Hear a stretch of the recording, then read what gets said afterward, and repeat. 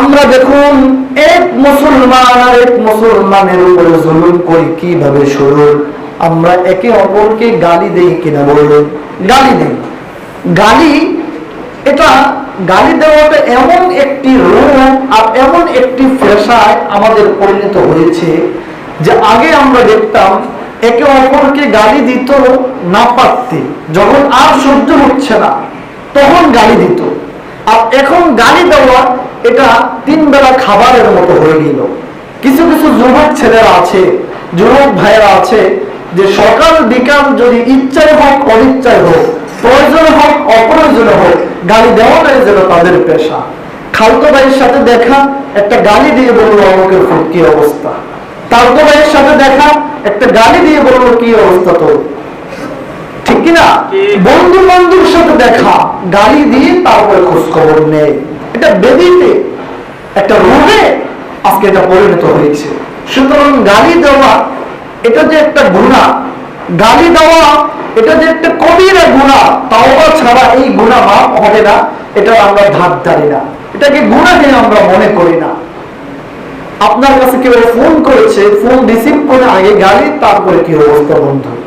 সুতরাং গালি দেওয়া, এই গালি দিয়ে আপনি আপনার ভাইকে ঠকালেন, আপনি গালি দিয়ে আপনার মুসলমান ভাইকে আপনি জুলুম করলেন। এজন্য আল্লাহ তাআলা বললেন, ইয়া আইয়ুহাল্লাযীনা আমানু লা ইয়াসখর কওমুম মিন কওমিন আসা ইলা আখিরিল আয়াত। অনেক লম্বা আয়াত। আল্লাহ তাআলা বললেন, ওহে ঈমানদারগণ, ওহে বিশ্বাসীগণ, তোমরা ভালো করে শোনো, তোমরা একে অপরকে মন্দ নামে ডেকো না, একে অপরকে গালি দিয়ে ডেকো না।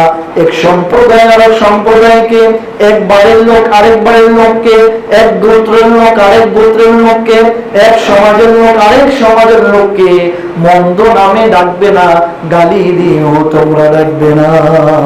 এটা সরাসরি গালি দেওয়া আল্লাহ তাআলার বিধান, গালি নিষেধ করেছেন রব, কিন্তু আমরা গালি দিচ্ছি প্রয়োজনে অপ্রয়োজনে। আচ্ছা, সবাইকে আমি বলি, প্রয়োজন হয়েছে গালি দেওয়া, প্রয়োজন হিসেবে কি গালি দেওয়া যাবে? প্রয়োজনে কি গালি দেওয়া জায়েজ আছে? সবাই বলেন না, গালি দেওয়া জায়েজ আছে? তো প্রয়োজনে যদি না দেওয়া যায়, তাহলে বিনা প্রয়োজনে আপনি যে প্রতিদিন 20টা করে গালি দিচ্ছেন, 30টা করে গালি দিচ্ছেন, আপনার আমলনামাতে, আপনার অ্যাকাউন্টে আপনি শুধু গুনাহ আর গুনাহ আপনি লিপিবদ্ধ করছেন। আল্লাহ তাআলা এই আয়াতে বলেছেন, এক গোত্রের লোক অন্য গোত্রের লোককে, এক বাড়ির লোক অন্য বাড়ির লোককে, একজন অপরজনকে তোমরা মন্দ নামে ডেকো না। আমরা মন্দ নামে ডাকি, নাম বিকৃত করে অন্যজনকে ডাকি। এরকম অনেক লোক আছে যে আপনার নাম একটা, আপনাকে সঠিক নামে ডাকবে না, আপনাকে বলবে সেনি, তারপরে ওটা সেটা, আপনাকে কষ্ট দেওয়ার জন্য এই নামে ডাকে। কারণ নাম বিকৃত করে ডাকা এটাও হচ্ছে কবিরা গুনাহ। এটা কি গুনাহ বলেন? কবিরা গুনাহ। আপনি যার নাম যেটা, সেই নামে তাকে ডাকতে হবে।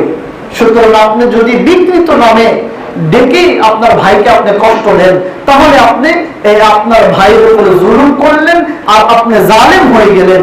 এই জালেম হয়ে যাওয়ার কারণে আপনার স্থান হচ্ছে জাহান্নামে।